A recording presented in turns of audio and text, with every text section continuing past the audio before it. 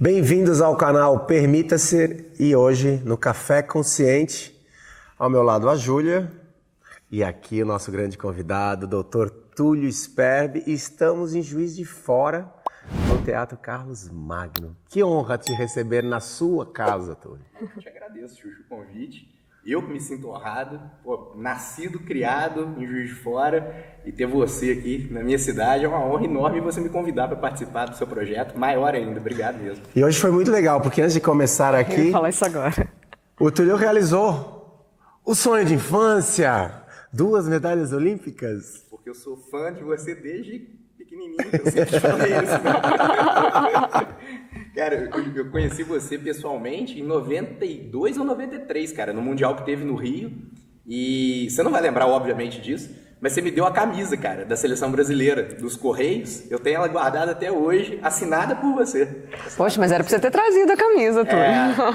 Mas não trouxe. Não, mas aí agora você vai ter que voltar. Vamos voltar de novo com o Túlio para pegar essa camiseta e assinar agora para ver se a letra ainda é a mesma. Tá lá. É que hoje foi muito legal, porque hoje eu estou com as medalhas olímpicas aqui, aí acabei mostrando pro Túlio as 2 medalhas. É uma honra poder mostrar para alguém que a gente admira, que a gente gosta. E por isso que eu estou trazendo até o Túlio aqui, porque é uma pessoa que tem uma consciência muito grande, além de ser o médico, né? Mas ele tem uma consciência de trazer uma medicina integrativa, uma medicina mais consciente, onde a gente cuida do todo. Fala a diferença que você vê hoje na sua forma de se relacionar com seus pacientes ou clientes, na verdade, dessa noção maior geral do corpo humano. Seguinte, eu falo que a medicina integrativa, né, a cardiologia que eu exerço hoje em dia, eu sou muito focado na cardiologia porque é uma coisa que eu amo mesmo, assim, de paixão. A minha especialidade é ser cardiologista e eu gosto da cardiologia. Mas a gente não tem que se preocupar só com um único órgão, apesar de eu brincar que é o órgão mais importante que existe no nosso corpo, e é realmente o coração, o órgão mais importante que a gente tem. Eu consigo enxergar realmente, como você falou, o corpo como um todo, e não só o corpo, coisas adicionais que a gente vai conversar posteriormente sobre espiritualidade, tudo que eu acho que é muito importante. E efetivamente, assim, a relação com o paciente remete muito àquela relação do passado, sabe, assim, daquele médico da família, daquele médico que tinha tempo para atender os pacientes, daquele médico que se dedicava realmente e se preocupava com a saúde dos pacientes que ele atendia, e que infelizmente foi se perdendo com o tempo dentro da medicina, justamente pelo aspecto comercial da medicina, sabe? Aquela coisa de, olha, vamos atender volume, quantidade, temos aí 15, 20 minutos para atender um paciente por convênio, e quando você vê, tá naquela bola ali, entra, qual que é o teu nome, fulano de tal, qual que é a tua queixa, isso, toma esse remédio aqui, e acaba que aquele tipo de medicina não fazia mais sentido para mim, sabe? Na verdade, nunca fez, eu acho, porque quando eu voltei para Juiz de Fora, depois que eu fiz a minha especialização lá em São Paulo, eu já voltei com essa mentalidade, sabe? De querer atender aquele paciente de uma maneira diferente, atender ele com mais calma, de conseguir efetivamente dar um atendimento diferenciado mesmo para aquele paciente, sabe? E eu sempre fiz isso pelo convênio mesmo. Quando eu atendi no início, é óbvio, a gente não chega, né, podendo já atender particular. Eu sobrevivi durante muito tempo aqui em Juiz de Fora por convênio. E quando eu voltei, eu já voltei com essa cabeça. E meus atendimentos do convênio já eram de meia hora, que já é um tempo muito grande para um atendimento de convênio. Posteriormente, eu fui vendo que nem aquele tempo eu estava conseguindo atender o paciente como eu queria atender. E foi aumentando, né, o tempo de consulta, e eu fui saindo do convênio, porque infelizmente a remuneração é impossível a gente poder manter. Basicamente, eu acho que é uma coisa interessante que você pontuou, Túlio, porque assim, hoje acontece em várias profissões, mas a medicina de uma forma especial. Dentro da medicina você tem as especializações. Então você vai dentro de todas as especializações, dentro da própria cardiologia ou dentro de todas as outras, você vai fazendo subespecialidades. E aí você vê o paciente como uma doença ou você vê o paciente como um órgão. Então se você é cardiologista, clínico, então você vê o paciente como um coração, quais são os seus problemas, e você só pensa isso, só que o paciente é um todo. E o coração está dentro de um sistema. Então, o coração, apesar de ser o órgão mais importante, em sua homenagem, né, se os outros coleguinhas não trabalharem em conjunto, em harmonia com ele não dá conta. E eu vejo muito isso dentro da medicina, minha família é de médico, minha irmã é médica, uma questão de que você vai e o tempo todo anestesiando sintoma. E ninguém pensa na causa. E muito da medicina hoje me chama uma medicina para doença. a medicina que você pratica é uma medicina para a saúde, não é uma medicina de resolução, é uma medicina de prevenção. E a prevenção, e é isso que eu quero ouvir de você, a prevenção da doença, ela é muito mais do que de que você se alimenta, é muito mais do que entra pela boca, mas tem o que entra por todas as informações, o meio, do que você se alimenta, de notícias, Então, como é que funciona? Porque essa visão é uma visão que não é muito comum, inclusive dentro do seu meio você deve ter sido combatido de ter essa posição, porque me parece que você vê o paciente com essa forma mais holística, né? Ó, assim, vamos por partes. Primeira coisa, eu acho que a medicina tradicional, ela tem o seu papel, ela tem o seu valor, claro, justamente pelo quesito da doença. As pessoas vão ficar doentes em algum determinado momento da vida, e a medicina alopática, a medicina tradicional, ela vem para justamente tratar essa doença, né? Então, eu sou cardiologista, eu trato doenças também com medicação, quando necessário, enfim, isso tudo faz parte do nosso arsenal terapêutico. Mas eu acho que é o que você falou, a medicina ficou muito limitada nisso, assim, ó, fechou nisso. Então, assim, ó, vamos esperar a pessoa ficar doente para efetivamente a gente tratar aquela doença ou os sintomas daquela doença. E isso é uma coisa que é muito engraçado. Sempre quando eu dou uma palestra, eu começo com 2 slides. O primeiro slide é de um professor, um cardiologista norte-americano que eu gosto muito, que ele chama Dr. Salim Yusuf. E ele é um cardiologista que estuda muito justamente hábitos de vida e como que a prevenção é importante dentro da cardiologia, que é o que eu tento aplicar hoje em dia. E ele tem uma frase muito legal. Ele fala assim, olha, as doenças cardiovasculares, elas são frutos da má adaptação do ser humano à urbanização. Ou seja, a gente foi evoluindo como sociedade e nós não soubemos nos adaptar a uma nova realidade de viver na cidade, de ter esse fator todo de estresse, de poluição, de facilidade alimentar, de falta de atividade física, de sedentarismo.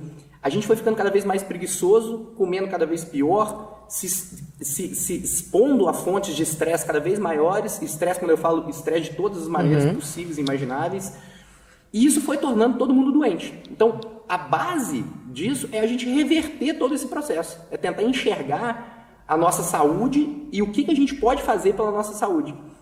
E aí o segundo slide que eu coloco é de uma nutricionista que chama Adele Davis, que ela nasceu em 1920, mas ela começou a ser mais notada na década de 40, e ela fala uma frase muito impactante, ela fala assim, ó, milhares e milhares de pessoas já estudaram o processo da doença, e praticamente ninguém estudou o processo de saúde.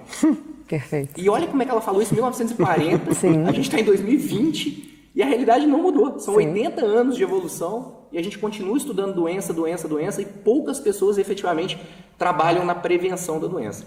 Então o meu trabalho realmente assim, é muito mais com foco preventivo, eu gosto dessa parte preventiva, eu acho que efetivamente o caminho da saúde é muito melhor do que o caminho da doença, mas quando, infelizmente, a doença cruza o nosso caminho, é super importante a gente tratá-la também, né? Isso é importante. Você falando assim, na primeira parte até da sua conversa com a gente, você mostrou um lado que a gente fala aqui muito no canal, que é da empatia, de olhar para o outro. E eu percebi que você, quando fala do tempo limitado, 20 minutos, 30 minutos, não consigo te atender como você gostaria, ou, né? Você acha que, porque querendo ou não, como o órgão mais importante é o coração, a empatia, ela vem através do coração. Dessa ligação, dessa ponte que você cria com seu paciente, seu cliente ali que está ali na sua frente. Você acha que isso também, além de ter essa importância, se perde muito hoje em dia? Não só no médico-cliente, mas na vida em geral, porque a gente está trazendo as pessoas para se reconectarem com elas e, consequentemente, com o outro. Você acha que esse papel, quando você faz isso, essa reconexão, essa ponte de um coração para o outro, com essa empatia, muda já a percepção até do outro no seu atendimento? Total. Assim, eu falo que o médico que não é empático, ele não é médico. Porque se colocar no lugar do próximo para tentar entender o que está acontecendo na vida dele, seja a doença, seja o que está acontecendo para ele não conseguir entrar nessa linha da saúde, eu acho que é o papel principal de qualquer médico deveria ser. E infelizmente se perdeu isso na medicina. Se perdeu totalmente, assim, justamente talvez pela questão de remuneração, de tempo, de atendimento, do médico infelizmente ainda ter aquela coisa meio do passado de se colocar num patamar acima dos outros, sabe? Porque existe isso, infelizmente, dentro da medicina, do médico, isso, as pessoas brincam. Ah, o médico se acha Deus, o médico se acha um ser superior e tudo. Eu acho isso de uma ridicularidade tão absurda, assim, uma coisa tão pequena, porque ninguém é superior a ninguém, todo mundo é igual, e é a minha profissão. Eu estou ali para tentar ajudar aquela pessoa da melhor maneira possível. E para eu conseguir fazer isso, é óbvio que eu preciso me colocar no lugar do próximo e eu preciso compreender as dores dele para poder tentar ajudá-lo da melhor maneira possível. Então, isso sem dúvida que você tocou, eu acho que é um ponto muito importante. Ontem mesmo, por exemplo, uma paciente que eu tinha atendido há uns 2, 3 meses atrás, todos os meus pacientes têm meu telefone, ela me mandou uma mensagem, falando assim, eu tô precisando disso. Aí eu mandei um áudio falando para ela, explicando o que era e tal. Aí ela falou assim, nossa, você? Eu não acredito que é você. Eu achava que passava por algum filtro numa secretária ou alguma coisa eletrônica que só ia chegar a queixa em você depois. Eu falei, não, cara, esse é meu telefone. Sim. Se precisar de alguma coisa, eu tô aqui para te ajudar. Então, você vê como que hoje em dia o mundo tá tão distante um do outro, que quando você se aproxima da pessoa, a pessoa assusta. É uma coisa impressionante. É interessante isso, porque às vezes o paciente ele procura o médico muito menos pela doença física e muito mais por esse acolhimento.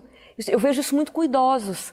Às vezes ele vai, ele está se sentindo sozinho e ele quer muito conversar com você. Às vezes a queixa clínica é a menor parte da sua consulta, mas esse acolhimento que faz muda a vida desse paciente na sua saúde física, porque reverbera, mas na sua saúde holística mesmo, na sua saúde como um todo. Então esse acolhimento é muito interessante. Eu lembro, Túlio, que quando você falou desse preconceito que existe dentro da medicina e existe em outras áreas, mas eu lembro quando eu fiz a minha tese de doutorado, o meu marco teórico era um médico. Isso, dentro do mundo do direito, causou um rebuliço, né? E estudando, eu estava falando sobre esquecimento, sobre transcendência de trauma, e falando como que quando a pessoa não pode se reconstruir emocionalmente, o quanto ela adoece, o quanto isso é uma questão de saúde. E as pessoas pensam, é uma questão de saúde por causa da depressão, é uma questão de saúde por causa dos índices de suicídio. Não, estudos na Inglaterra mostram que relações sociais deficitárias geram um aumento de 32% em doenças cardiovasculares e acidência vascular cerebral. Por quê? A pessoa que não convive, não está, ainda mais hoje que a gente vive numa sociedade muito isolada, muito distante, ela se alimenta pior. Ela não vai praticar atividade física, normalmente ela vai recorrer a substâncias, por exemplo, cigarro, a bebida. Então existe um comprometimento da saúde cardiovascular, comprovadamente estudado, por causa de um distanciamento social e dessa falta de empatia, essa falta de acolhimento, essa falta de estar junto.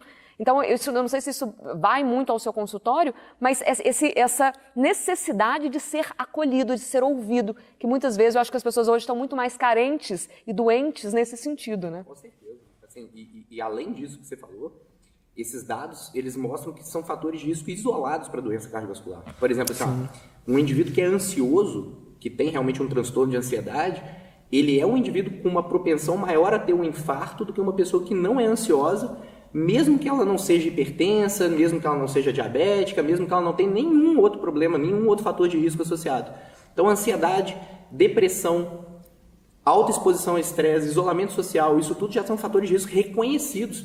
E quando você me perguntou assim, Túlio, isso o pessoal pega muito no teu pé por você, né, ser médico, ser cardiologista, estar dentro de uma sociedade, que eu faço parte da Sociedade Brasileira de Cardiologia, isso pega muito no teu pé por você ser diferente? Não.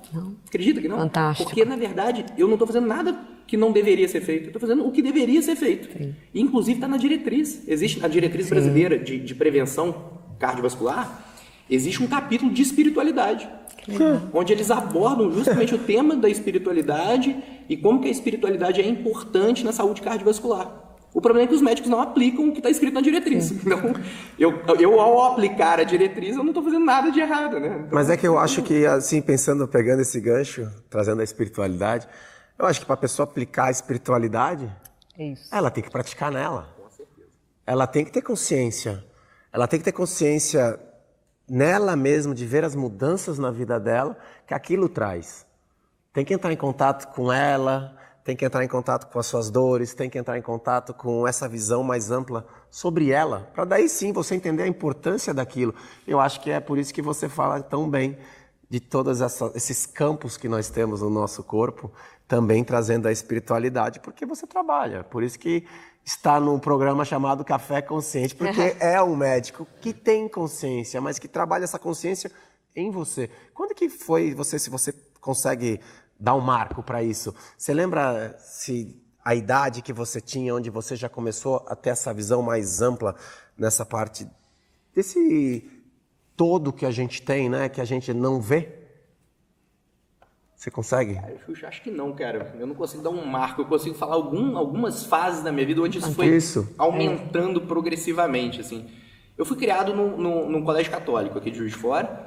E a religiosidade, isso é uma coisa interessante, né? Que as pessoas sempre confundem também. Sempre quando eu vou abordar a espiritualidade na consulta, eu pergunto assim, você acredita em algo maior e tudo? E a pessoa já vai direto para a religião. Então, fala, não, eu não tenho religião. E às vezes se sente constrangido de falar que não acredita em Deus ou que não tem uma religião definida. E eu falo, cara, não tô te perguntando da tua religião. A religiosidade pode até fazer parte da tua espiritualidade, mas exatamente esse conceito de ser uma pessoa do bem, de praticar o bem, de se conhecer, de poder ajudar as pessoas quando pode. É mais nesse aspecto que eu acho que a gente aborda mais a espiritualidade dentro desse conceito, que é muito mais amplo, né? E isso foi uma coisa que sempre nasceu, na verdade, comigo, justamente por essa criação, sabe? Assim, eu fui criado dentro de um ambiente também familiar, já mais religioso. Lá em casa o pessoal era católico, depois viraram evangélicos, metodistas. E hoje eu não tenho uma religião. Assim, é engraçado, eu não frequento nenhuma igreja, acredito muito em Deus, mas não frequento nenhuma igreja. E no meio dessa história toda, dentro desse conceito, por exemplo, assim, poxa, dentro do colégio, a gente em algumas madrugadas, a gente se encontrava para dar comida para morador de rua. Eu acho que eu estudei no mesmo colégio que você. Isso, agora já trazendo o ponto, isso é espiritualidade. Espiritualidade não é você estar num templo ou num local rezando e pedindo, mas espiritualidade são as ações, o que você faz com o próximo, como tem esse olhar para o próximo, que é o que você está falando na madrugada aí, pode continuar, porque eu achei lindo. Isso para mim é espiritualidade. Eu ia brincar, conta para ele qual que é a religião quando te perguntam. A minha religião é amor. É uma ótima amor universal. Eu acho que a minha também então pronto, a sua religião agora você já se encontrou. Acabamos de fundar uma nova religião que é o amor universal, já temos mais um membro. Membros fundadores. Membros fundadores. Mas cara, assim, ó, e é engraçado porque eu lembro da sensação, sabe, assim, imagina, você é um moleque, porque eu devia ter, sei lá, uns 10, 12 anos, eu acho, quando fazia isso, e eu lembro direitinho da sensação de estar ajudando a pessoa, e eu arrepiava, sabe, assim, eu chegava a chorar, eu falava, cara, poxa, estou ajudando realmente alguém e tudo. Então, acho que são conceitos que vão vindo, crescendo na nossa vida e que você realmente tem que ir trabalhando isso, né? E num momento de dificuldade da tua vida, como já te contei da história do meu filho, eu acho que isso se agrava muito, assim, você começa a pensar realmente, a refletir muito nesse assunto. Para quem não sabe, meu filho, ele nasceu com tetralogia de Fallot, meu segundo filho, nasceu com tetralogia de Fallot, e o medo de você perder um filho... Quer explicar o que é? Explico. Porque foi tudo tão, assim, pareceu simples o nome, mas assim, vamos explicar o que é, porque... Tetralogia de Fallot é uma cardiopatia, né? É um defeito no coração, onde é um defeito congênito. A criança já nasce com esse defeito, na verdade, no desenvolvimento intraútero, ela já vai desenvolvendo. Existem várias cardiopatias congênitas, e a tetralogia de Fallot é um defeito quádruplo, na verdade, são 4 defeitos no coração ao mesmo tempo. É compatível com a vida, é super tranquilo, entre aspas, dá para poder fazer uma cirurgia curativa, só que você tem que aguardar a criança crescer para fazer essa cirurgia, quando a criança pode aguardar. O meu filho, graças a Deus, pôde aguardar. Mas nesse período de aguardar, bate uma incerteza muito grande, porque eu fui chefe de UTI durante 10 anos da minha vida. Eu lidei com cirurgia cardíaca durante 10 anos da minha vida. Então, perder pacientes é uma coisa muito comum e normal na minha vida. Assim, eu dar a notícia de óbito, dar a notícia que infelizmente alguém, né, faleceu e tudo, é uma coisa que eu tive que lidar muito na minha vida.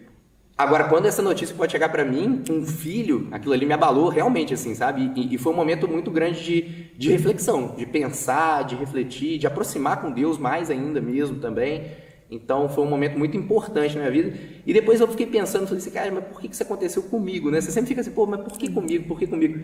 Eu acho que tinha que ser comigo, sabe? Assim, no sentido de, eu acho que tinha que me aproximar mais de Deus, eu acho que eu podia refletir mais sobre exatamente tudo isso, todo esse conceito. E acabou que no final é ruim, mas é bom, né? Foi bom. É interessante, Túlio, você falar isso, porque assim, a Adriana também formando, ela já tinha a preceptora dela de cardiologia formando, e ela perdeu meu pai com uma doença cardiológica. Né? Que é a irmã, Adriana. Com uma doença cardiológica. E você, cardiologista, é muito o que a gente conversou ontem, você, cardiologista, com um filho com uma cardiopatia. Até quando entra um conflito do médico, porque existem limitações, porque não estava nas suas mãos. Eu tenho certeza que se você pudesse, você tirava o seu coração e colocava nele, mas tem aí a limitação do médico, então você tem um primeiro conflito, que a minha medicina, que cura tantas pessoas, nesse momento não pode ser usada por mim em benefício do meu filho, mas tem o outro, tem além do médico, o pai. O que não sei se você pode falar, mas o que dava força para esse pai? Quais eram os medos e quais eram, porque você tinha outro filho, você tem a sua esposa, e como é que, porque é muito focado em cima do médico. Quando tem uma patologia, é muito focado em cima do médico. Então você tinha que ser médico sem poder ser médico do seu filho e tinha o pai ali. O pai do outro bebê, o esposo, como é que ficou o Túlio e o médico dentro dessa confusão? O primeiro baque que foi difícil, sabe? Porque assim, o Rafa, durante a gravidez da Carol, o Rafa era uma criança normal. Assim, fizemos todos os exames, o eco fetal, inclusive, que é para poder olhar o coração, deu normal, foi um erro médico. Depois a gente viu, mas enfim. E aí quando ele nasceu tudo normal, super bem e tal, foi pro quartinho com a gente, Carol amamentando ele e tudo. E aí eu falei, cara, vou ouvir o coraçãozinho do meu filho, né? Olha isso. E aí fui ouvir o coraçãozinho do meu filho, e aí que eu fiz o diagnóstico, eu vi o sopro, assim, entendeu? E ali eu falei, cara, tem alguma coisa. Só que aí eu não pude falar pra minha esposa que tinha alguma coisa. Eu falei, cara, vamos olhar primeiro e tal. Aí chamei o colega que é pediatra, que inclusive é o padrinho hoje do Rafa. E aí a gente pediu um eco fetal para ele, um eco pediátrico para ele, neonatal. Ele foi fazer o eco e aí que fez o diagnóstico. Aí quando eu voltei pro quarto foi o momento mais difícil, porque eu tive que falar pra Carol o que era, sabe? E ali foi um baque muito grande para ela como mãe, assim, sabe?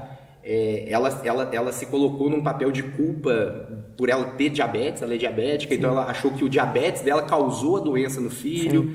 E aí foi um conflito muito, muito difícil de gerenciar no início e tudo. Mas o meu papel, na verdade, como médico foi nulo, porque eu esqueci completamente que eu era médico naquele momento. Era pai, bateu o desespero como qualquer pai bateria no início, fiquei com medo de perder o filho no início, mas a verdade é que eu tenho uma visão muito positiva da vida, assim, sabe? Então, eu já encarei aquilo ali como uma tarefa. A minha tarefa é manter todo mundo bem, para ele poder ir para São Paulo, para poder tratar, para poder fazer a cirurgia, ficar bem, pronto, acabou.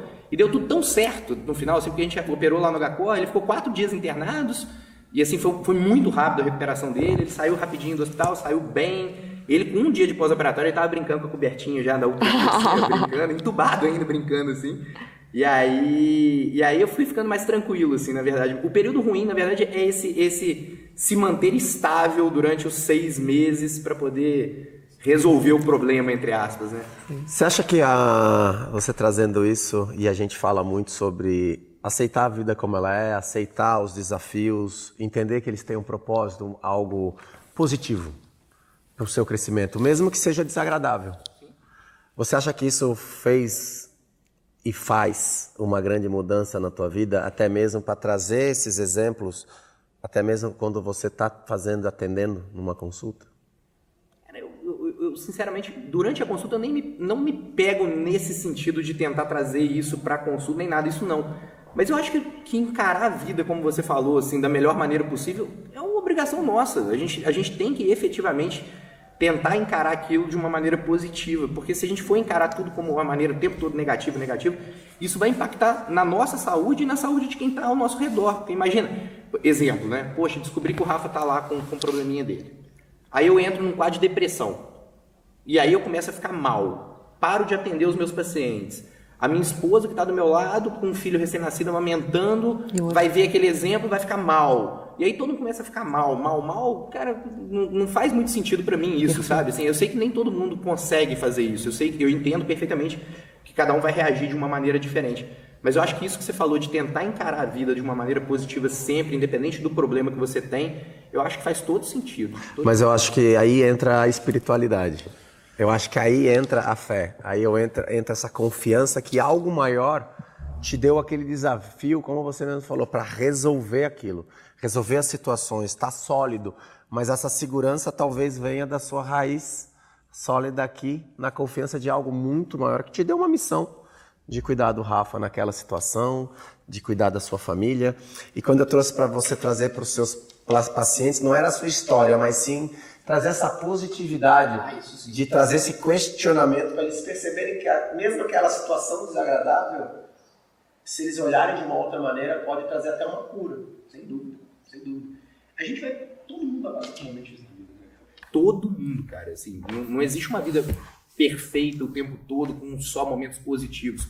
Todo mundo vai ter algum momento da vida que vai se deparar com algo que não gostaria de ter, ou de encarar, né? Ou um câncer, ou uma doença, sei lá, autoimune, ou uma doença cardiovascular. Ontem mesmo, foi anteontem, eu atendi um paciente que eu tive que dar o diagnóstico para ele de uma doença grave cardíaca para ele, sabe? E ele recebeu aquilo muito mal, assim. Ele, no meio da consulta, ele pediu para ir no banheiro, ele se sentiu acuado, ele se sentiu mal. E online isso, que é mais difícil da gente ter essa empatia online. Esse é um momento difícil de uma consulta online. Mas a gente tem que fazer, eu como médico tenho que fazer. E na verdade, explicar para ele, né? Que assim, olha, você tem que encarar isso de um lado positivo, justamente. Qual o lado positivo? Poxa, estamos descobrindo uma doença a tempo de tratar e que não traga um desfecho tão ruim para você. Eu acho que isso é uma coisa muito importante das pessoas enxergarem, né? Eu sempre fico dando muito exemplo da doença, porque é o que eu lido no meu dia a dia, né? Então, assim, para mim é o que eu tenho que falar da questão da doença, da morte e tudo, que faz parte, cara, assim, pode não fazer parte do universo da maioria das pessoas, né, aqui, mas faz parte do meu universo. O meu universo, infelizmente, é lidar com doença, é lidar com morte, é falar de coisas ruins às vezes, mas tentar transformar isso, como você falou, com exemplos em uma coisa que a pessoa pelo menos encare aquilo de uma maneira mais positiva ou mais aceitável possível. Né? É interessante, porque o Fernando ontem estava falando muito, né? Não é a dor, ela vem para todo mundo. Não é o problema não é a dor, é o que você faz com a dor. Né? A dor, ela chega. Os momentos, os desafios, sejam vistos como dor ou não, eles sempre vêm. O que você faz é o que muda. Muda você e muda seu entorno. Porque quando você muda a sua postura em face do que estava acontecendo, muda da sua esposa, muda do seu filho mais novo, muda do próprio bebê que está doente, né? Porque ele pode não ter uma consciência, né, por ser muito jovenzinho, mas muda a energia do todo em volta. Né? Então, essa postura, qual a única coisa que você pode fazer? Você pode manter a sua positividade em relação a isso. E a gente acha que o positivo é brincar de poliana. Né? Não, a questão não é essa. É que eu tenho duas escolhas para fazer. Ou eu afundo e não sou útil a nada, nem a ninguém, ou eu faço disso um mote, um motivo, um móvel para minha vitória, que foi muito o que o Fernando fez a carreira dele inteira. Né? Quantas dores ele precisou transpor para poder alcançar. Então, ele lesionado, né, em 2000, teve que nadar do mesmo jeito. E foi isso que trouxe a medalha para ele. Então, ele podia se vitimizar, ou ele podia transcender. Então, essa transcendência é a única coisa, às vezes, que você pode fazer. Né? Que você não tem mais muito o que fazer, senão isso. Então, como é que você, mudando a sua... Porque a gente quer sempre mudar o outro. A gente fala, mas você tem que ser você. Quando você muda a sua postura, o seu campo em volta muda automaticamente, porque o outro faz de você um exemplo. Eu concordo plenamente contigo. Plenamente. E quando você fala de energia e tudo, eu acho que faz muito sentido. Assim. Tem poucas pessoas, as pessoas às vezes não acreditam muito nessa questão de energia e tudo. Eu super respeito também. Mas é muito nítido quando você está num ambiente onde a energia... Uma vez eu fui na casa de um amigo, eu não sei se você conhece o Flávio Passos da Pura Vida, e ele mora no meio de uma floresta, assim, no meio de uma floresta mesmo. E ele falando o seguinte, que quando ia uma pessoa com energia negativa na casa dele, as plantas murchavam, sabe? Ele sentia que a energia era tão ruim que as plantas murchavam. Então, efetivamente, essa questão do campo energético, de estar com pessoas que você gosta, cara, faz muita diferença. Eu acredito muito nisso e como você falou, se você está num ambiente muito negativo, muito pesado, com pessoas o tempo todo trazendo essa energia negativa, a chance de dar errado alguma coisa é muito maior. Eu acredito muito nisso também. Eu brinco. Isso é física, né? Porque se você está sintonizado em FM, dificilmente você vai pegar AM. Se você for sintonizar em AM, você não vai pegar FM. Então, isso é uma questão de onda, né? De compatibilidade de onda. Agora, deve ser muito difícil para o médico, Túlio, porque o médico cardiologista, intensivista, que lida com a morte, conseguir deixar isso e não... É porque eu brinco muito com o Fernando a questão da permeabilidade, né? A célula tem permeabilidade.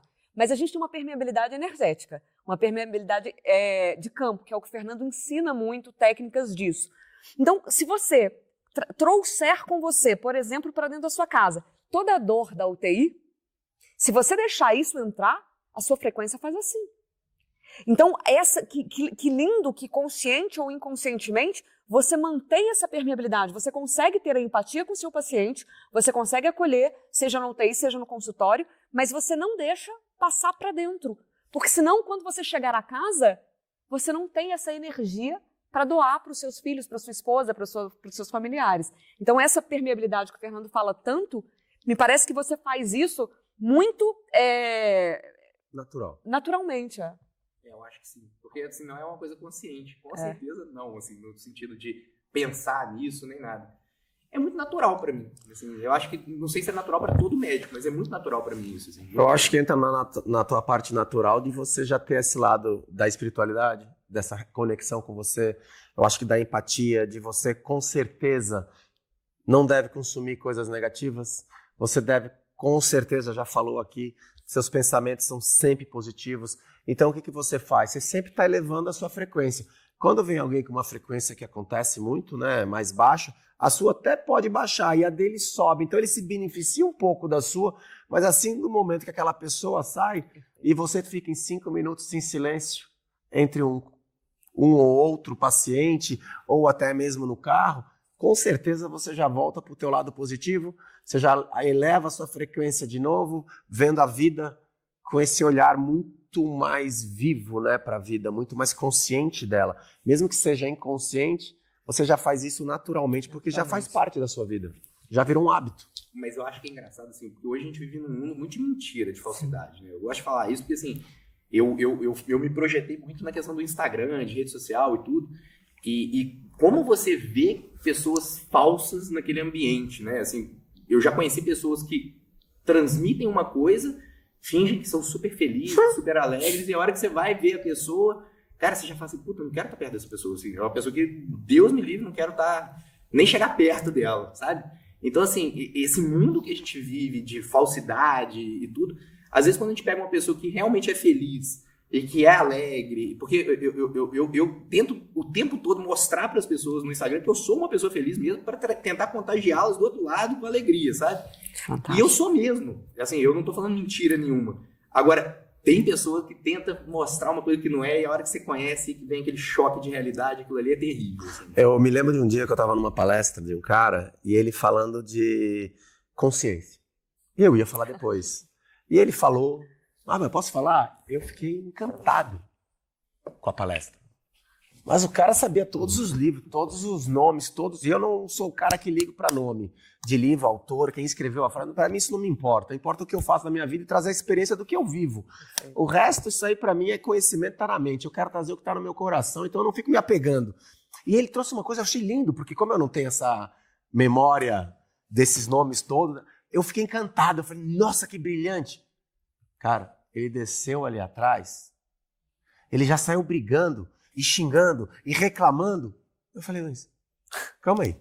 Acabou a palestra? O que é isso? Quem é esse ser? O que estava lá no palco era um cara super amoroso, empático, que nunca ia levantar. Mesmo, ele já desceu ali atrás, entrou no camarim. Eu falei, ele está vendendo algo que ele não vive. E isso tem de monte na internet. Pessoas que têm uma capacidade muito linda de leitura e de intelecto, e que trazem conceitos muito bonitos, mas que não vivem na prática. E se tu não viver na prática, literalmente, a frequência não vai ser mais elevada.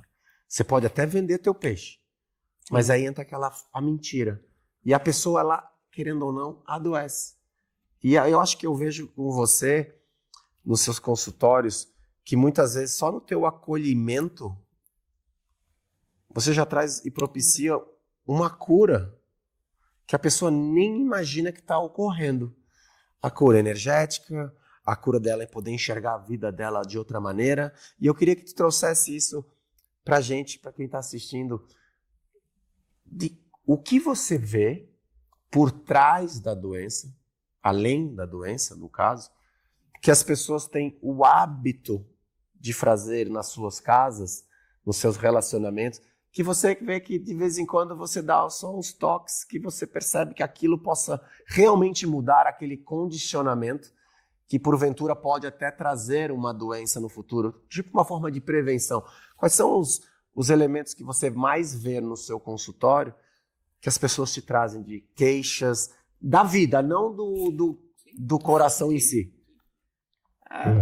Alta carga de cobrança e estresse no trabalho. Acho que essa aqui é a primeira, número 1. Assim. A maioria das pessoas hoje, e eu falo isso com todo mundo, vive num ambiente de alto estresse e alta cobrança. Isso eu acho que realmente transformou a saúde cardiovascular das pessoas. Tá? Eu gosto de dar um exemplo sempre nesse sentido. Eu atendi 2019. Eu atendi um dos caras mais ricos do Brasil. Ele me ligou, já era paciente meu. Ele me ligou e falou assim, Túlio, eu tô infartando, eu tô aqui na porta do Sírio e eu queria muito que você me acompanhasse porque eu não confio nos médicos daqui. Eu tava em Juiz de Fora. Ele falou assim, você vem aqui me ajudar? Eu falei, cara, não posso, eu tenho uma semana inteira de atendimento pela frente, tal, a agenda tá cheia, tal. Ele falou, não, Túlio, eu te pago 10 vezes o que você vai ganhar na tua semana de atendimento. Vem aqui me ajudar. Eu falei, cara, eu vou porque você é meu paciente, não por causa das 10 vezes do que você vai me pagar. É claro que as 10 vezes que você vai me pagar não é ruim também, porque eu trabalho com isso, não tem problema nenhum de falar claro. Nenhum. E vou, beleza. Aí falei com minha secretária, ela cancelou a agenda inteirinha daquela semana e tudo. Fui pra lá. Fiquei lá com ele durante a internação dele, foi um pouquinho mais prolongado, foram 10 dias de internação. Ele infartou, perdeu metade do coração no infarto. Metade do coração. E é um cara, meia idade, hoje deve estar com 58 anos, mais ou menos. Achei que você ia falar 47, 58. Não. Ufa. Ele não é tanto. Aquela sensação de alívio.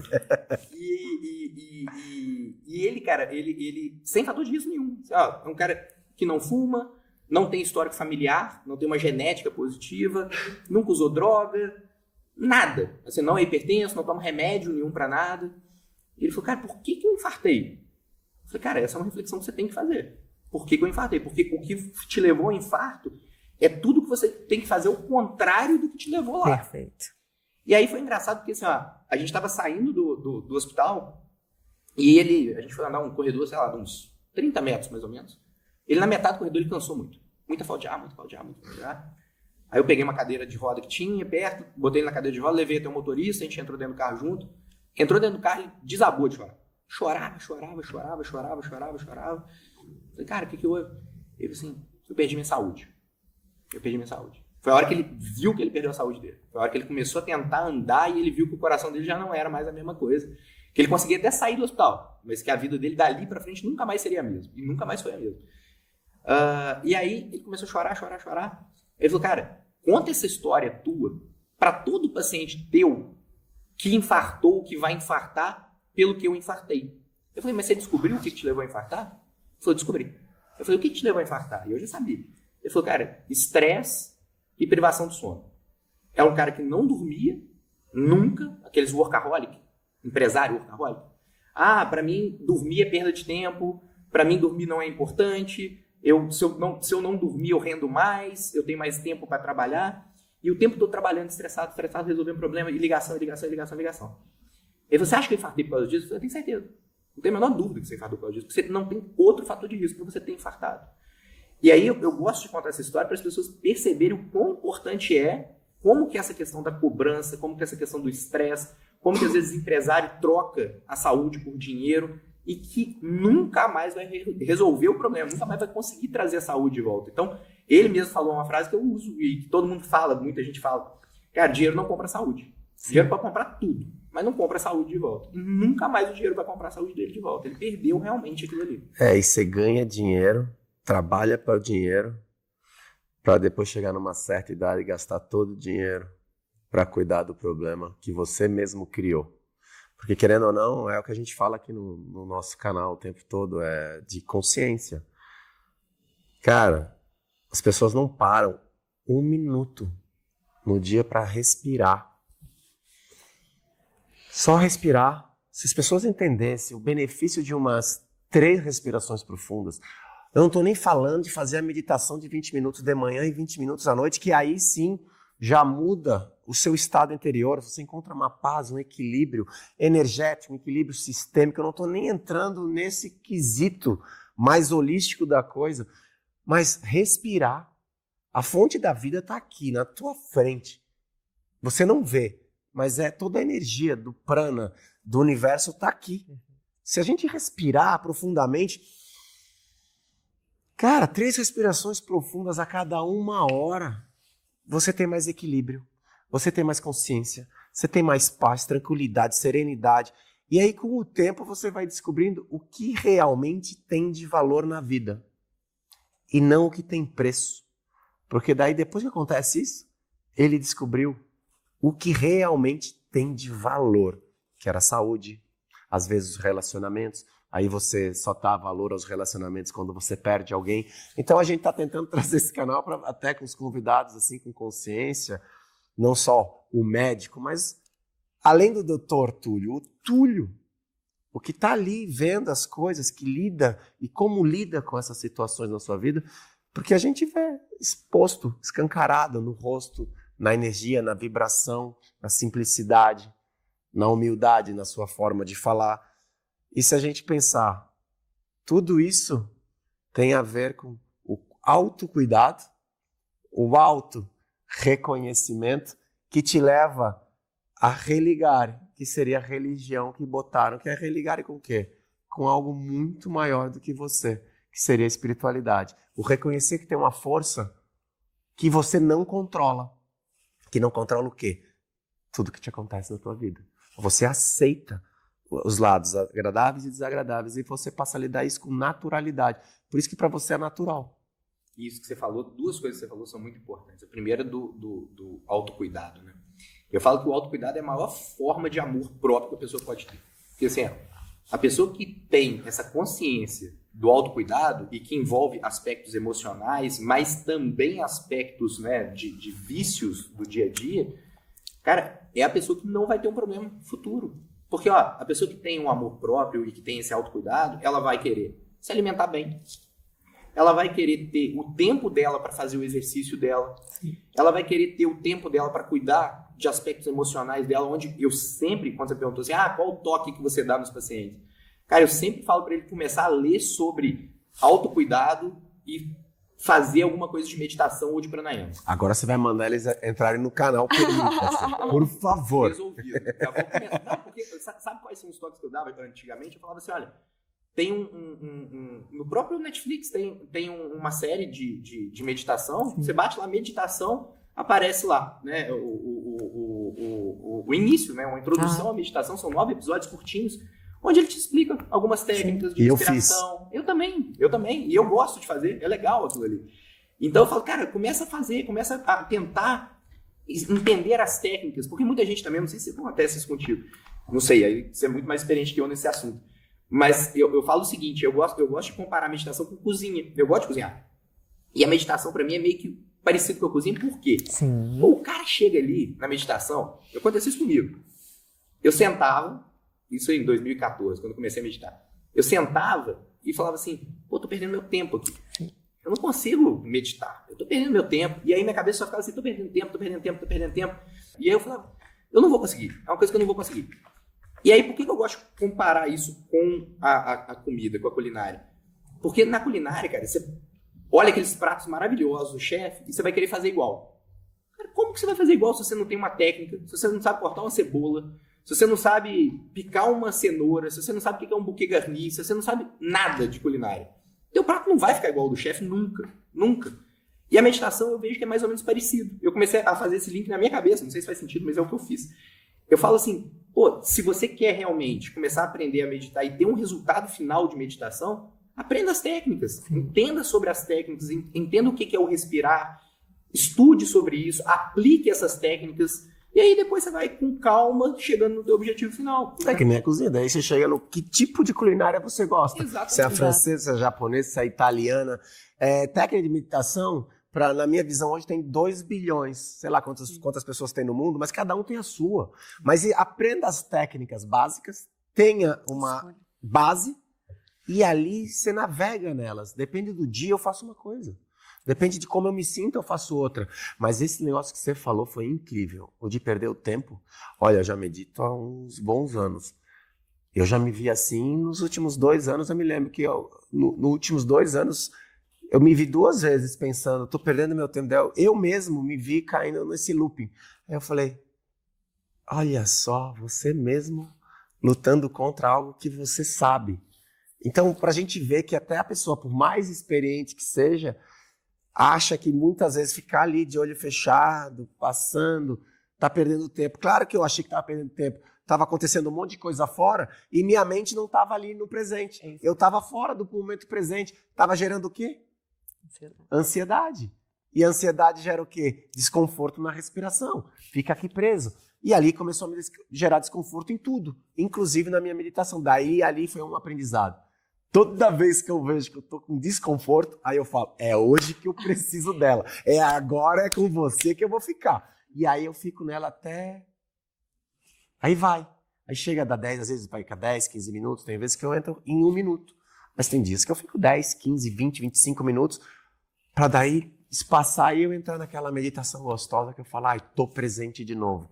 E é realmente o maior presente que eu posso me dar. É estar presente aqui, te olhando, conversando com a Júlia, entregando o meu melhor. E a gente só entrega o melhor se a gente estiver presente. E olha que interessante, né? Vocês estavam falando de técnicas de meditação. O que você faz quando está cozinhando se não meditar? Porque você está presente naquele momento, porque senão você corta o dedo, né? Você está com todo o seu amor, porque a cozinha é uma alquimia. Você ali coloca o amor no alimento, é completamente diferente, principalmente quando você cozinha por prazer. Então, o que é que você está fazendo cozinhando, se não uma técnica de meditação? Ou aplicando várias técnicas de meditação naquele momento. Estar presente, respirando, colocando todo o seu amor em tudo que você faz. Meu Deus, talvez o momento mais meditativo do seu dia, mais meditativo que um momento de... E se a gente parar para pensar, fazendo o link aqui, é o que você faz. Trabalhando. Você coloca o maior ingrediente você coloca 2 ingredientes. 3, né? Mas eu vou botar os 2 ingredientes assim que eu acho incrível, além da aceitação, mas 2 ingredientes que é o estado de presença e amor. E a respiração. Claro, mas ele coloca todo o amor dele ali na sua consulta. É por isso que seus pacientes se sentem cada vez melhores. Por isso que não tem agenda vaga. Por isso que a agenda tá lotada. Tá vendo? A gente vai conseguir marcar para 2034 sua consulta com ele. Para encerrar, apesar de eu querer continuar batendo esse papo muito mais, queria que você deixasse um recado para quem está te assistindo, que saia aí do seu coração, qualquer um, tanto faz, que vier. Cuide da sua saúde, cara. Eu vivo hoje para tentar inspirar as pessoas a cuidar da saúde dela. E cuidar da saúde, que eu falo, é cuidar da saúde como um todo mesmo. Assim, eu falo que a gente tem 5 pilares, que eu considero importantíssimos para a vida saudável, que é a alimentação, o exercício físico, o sono, a saúde mental e a espiritualidade. Se a gente conseguir cuidar desses 5 aspectos na nossa vida que estão interligados entre si, porque às vezes a pessoa acha, eu falo que assim, existe uma roda do bem e uma roda do mal. A roda do bem é aquela pessoa que, poxa, ela dorme bem, ela já acorda bem, ela faz o exercício dela porque ela se sente bem, ela se alimenta bem porque fez o exercício, está descansada, ela está feliz porque tudo isso está conectando bem e ela acredita em algo e é positivo o tempo todo porque ela está nesse mundo do bem. E o mundo do mal, que é o mundo onde a pessoa não dá o valor ao sono, já acorda cansada, se alimenta mal, não faz atividade física, visto que já come mal. Aí ela já tem pensamentos negativos durante a vida dela também, o tempo todo. Então, tentar quebrar esse elo da doença, porque esse é o viver mal, é o que vai fazer a pessoa ter doença. E vir para o viver bem, que é o complexo da saúde, é o que me inspira hoje, é o que eu tento passar para as pessoas. Então, se eu posso deixar um recado para as pessoas, cuide da tua saúde, que a saúde é o teu bem mais precioso, eu não tenho a menor dúvida disso. E não brinque com o seu coração. Não brinque com o seu coração. E coloque o seu coração em tudo que você fizer. Coloque todo o seu amor. Permita-se ser uma pessoa saudável. Querido, gratidão. Muito obrigado. Gratidão. Obrigado a vocês. Obrigado pelo convite, de verdade. Obrigado mesmo. Fiquei muito feliz, muito honrado e sempre que você precisar, você pode contar comigo, você sabe disso. Vamos contar.